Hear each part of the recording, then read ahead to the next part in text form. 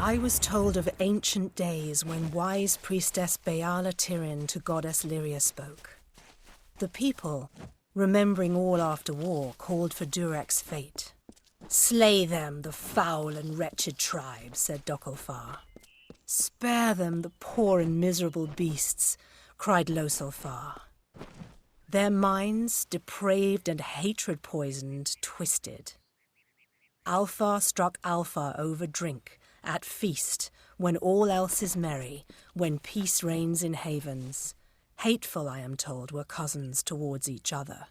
From the cold-blessed Ferial, Beala Tirin, with a head to seek Lyria's guidance, set forth on a pilgrimage. I say, isn't there anything we can do about all this uncivilization in these lands? We have magic and weapons. Should be easy work. But you could fit the bill. I'm part of an expedition to the teeth of Naros, and we need another to come with us on the journey. It's as I said, we're going to the unexplored lands south of Dalentarth. They're said to house unimaginable wealth. Our coffers will thank us when we get there. If you need more information, find our camp near Ettenmere and speak to our leader, Helic. The Cranwins helped found the Order of the Ash. Our caliber of spells is matched only by our fortitude, as I'm sure you've heard. This is rather base work for one of my stature, but if rumors of this southern land are true, then even among the Cranwins I'll be reputed. The Varani woman? Helic seems to respect her, but I've a feeling she'll cheat the lot of us before this is through. An ominous name. Naros is a troll god. If this is a place trolls believe to be hallowed ground, then what are we getting ourselves into? Leave me!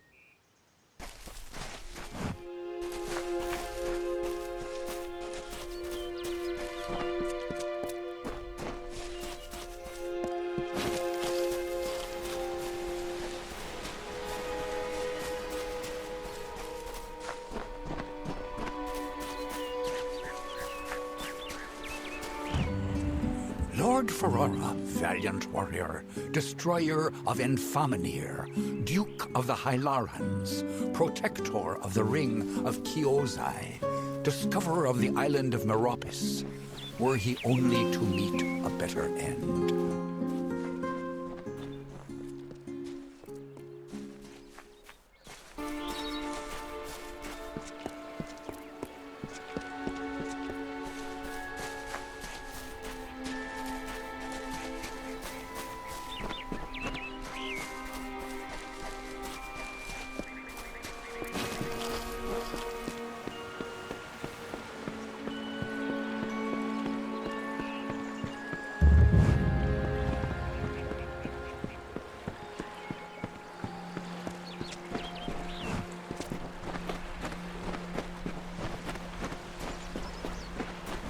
There ain't no fish today, stranger. It's best you look elsewhere. Ugh, can't even look a fish in the face anymore. Not ever since I met that nymph. I can remember when I first saw her, on the cliff to the south, overlooking Ettenmere. I saw that watery maiden and I fell in love with her. I've outlived my Imelda. My nephew Thaddeus up and left for Dyden Hill for want of never seeing me again. I had a chance of ending loneliness, but it was taken from me. The beasts of the wild scared her off. We were to wed by my pier, but I ain't seen her for days now. I'd search, but the monsters will rip me to shreds.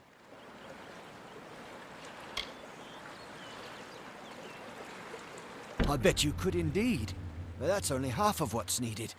You must also find my bride-to-be. Then the wedding will be upon us. I've got to find the ring. I need to find my bear mask. I need to prepare. You best start by the pier. If she's not there, keep heading south. She's bound to be somewhere. Go on now. I will ready myself for the wedding and then catch up to you. Well, I've seen a few fine women in my day. Even met a fey woman in Gorehart long ago. But that nymph, she's something else. Her skin's lustre. Her heaving prow and ample stern. Except for the fishy parts, I mean.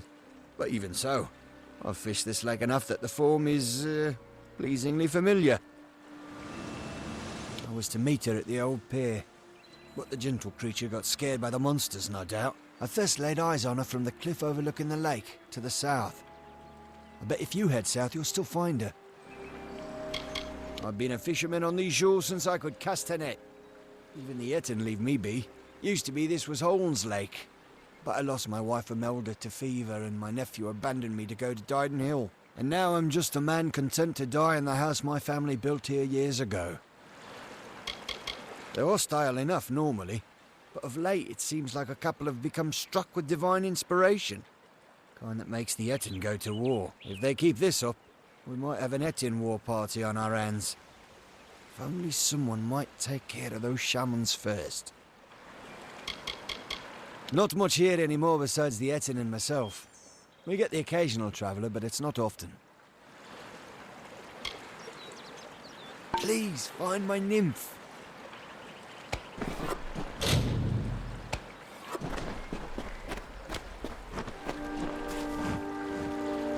Only one head, by the mercy of the gods. I thought my time had come at last. Fate does not seem to hold much stock in my expedition, but it leaves me alive to see its utter failure through to the end. I was leading an expedition to recover a pair of Arathi artifacts, known only as Shine and Shadow. I've spent the last decade researching them. Texts say the artifacts are powerful, but what they can do is never explicitly stated. Regardless, the Templars feel it best to place such items under their guard. But the Etten have hit us hard. And it's said that the artifacts are guarded in Delac by an ancient powerful shaman of their kind. I'm at a loss for what to do. I have not had such good news in some time. My research indicates that the artifacts are somewhere in Delac. It seems they're now a trophy of the Etten. I can promise you this much. Though my expedition was underprepared, it was not underfinanced. A large reward waits for one who finds the artifacts. My research has tracked them to Delac. There is talk of an ancient guardian. From the looks of this place, it's likely some Etin. I'm here from Odessa on business. The rest of my expedition was wiped out by the Etin. Can't say I know all that much about the old man, other than he's a fisherman here in Etinmere. He's quite a hospitable man, though. He let me stay here without much question. Their impudence seems tied to their devotion. From what I can tell, a small number of prominent shamans are rallying them. If someone had a head on their shoulders and a blade, then toppling those shaman would help pacify the area. I came here strictly for research purposes. This is not a place many people would come on their own accord.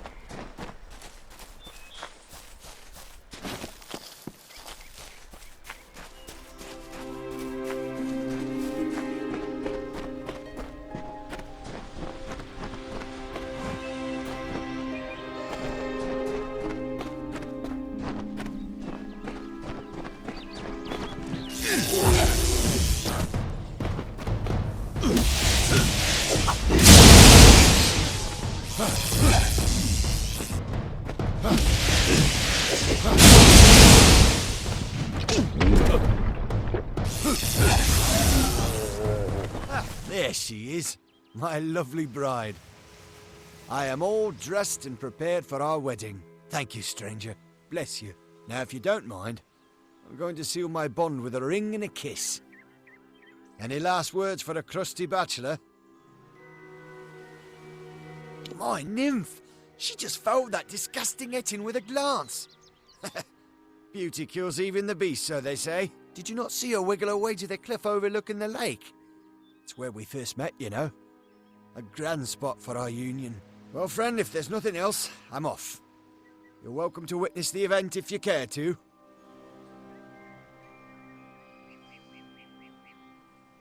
Wait a moment. That's no nymph. That's not the graceful creature I fell in love with. You were good enough to go along with an old man's wishes. Might I ask one more of you? I want you to kill that beast, to preserve the memory of my bride. And I'll see you rewarded if you do. You've seen the chaos and destruction the thing has caused. It's a demon of the waters. Not only that, but, to think I ever loved that thing. It's shameful. Please, it burdens my old heart. I'll reward you for the work. I promise you that much. Just see it gone. I'd rather not talk about it, stranger. My personal failings tend to make me upset. Farewell.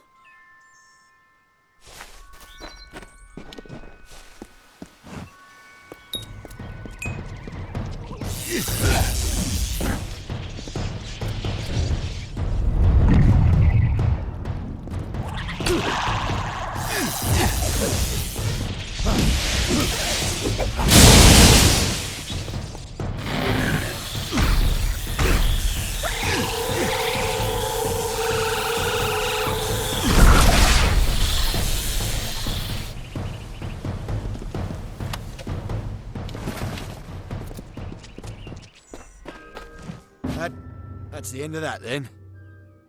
I'm sorry for roping you into such a task, stranger. It's just... you see enough sadness in your life, and you see chances for happiness wherever you look. Now for your reward. Take my wedding ring. Pissed on Imelda's memory long enough. Seems fair I give up what hasn't been taken. It ain't much. Just a small charm that she had when we were wed.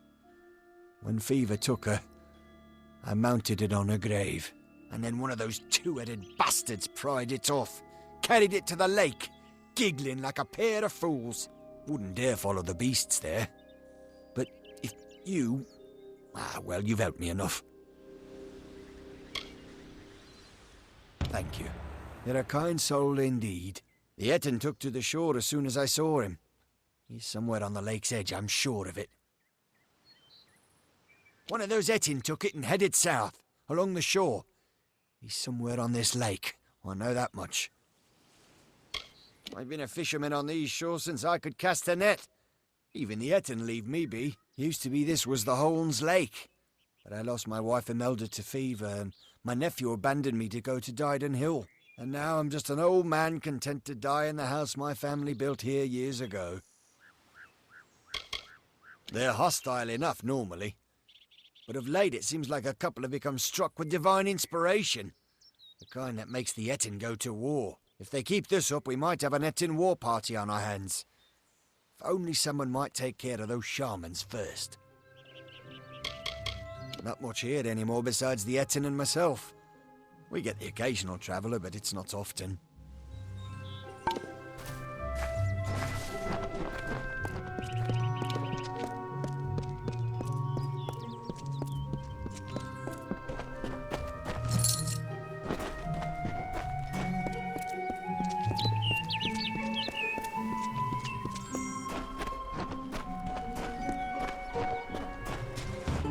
So brief his term among our court, so virile in his living. He is fervor embodied, he is vitality. He rescued Princess Luna to take us his own. King of Strand, Prince of Passion.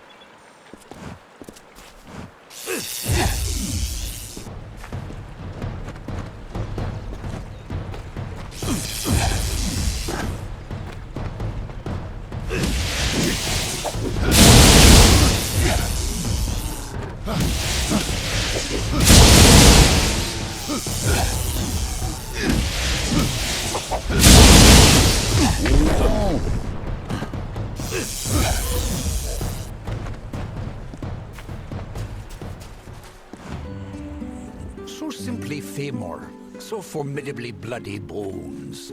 Once companion to Issa, now enemy to the court. Once lover of Era, then bringer of death. Now forever in decay, forever cursed, never to enter the great cycle, forever alone.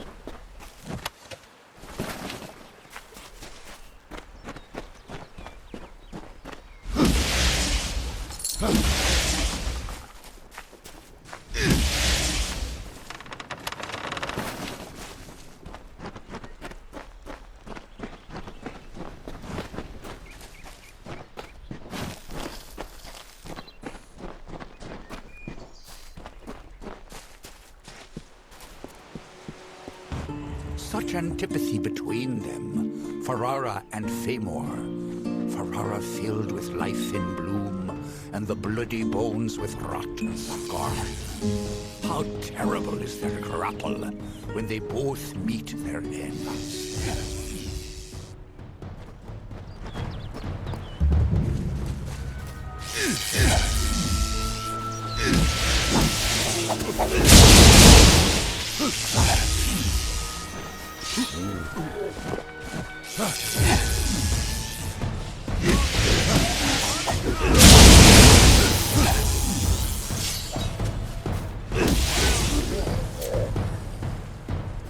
It's good you're here. I was beginning to think you were just something I saw in the bottle. Welcome to the ruins of Delok. Yes, it doesn't look like much, but in these ruins lies the Theater of Fate, the ancient home of the Fate Weavers. Come with me.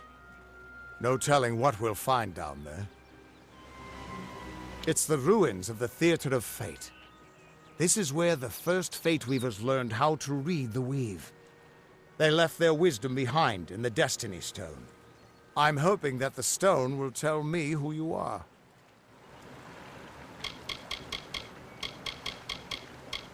The Theater of Fate was once an Arathi stronghold. Mortals and immortals worked together to build a site of total understanding. Since then, it's been lost, rediscovered, and abandoned all over again. Mortals can't stand the knowledge, and immortals simply don't care. In we go.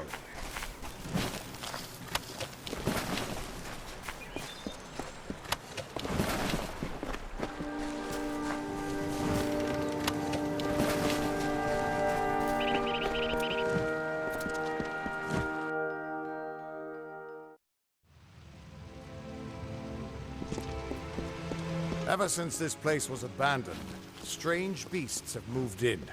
Stay close.